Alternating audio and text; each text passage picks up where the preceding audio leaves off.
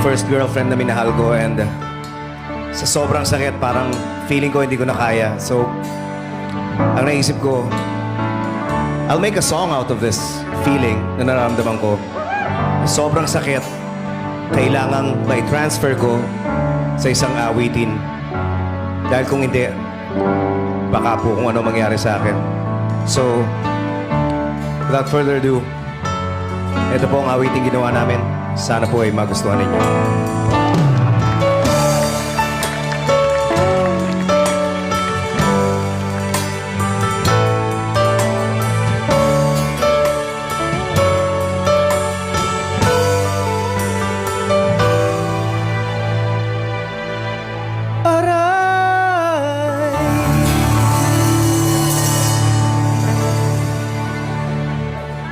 Thank you.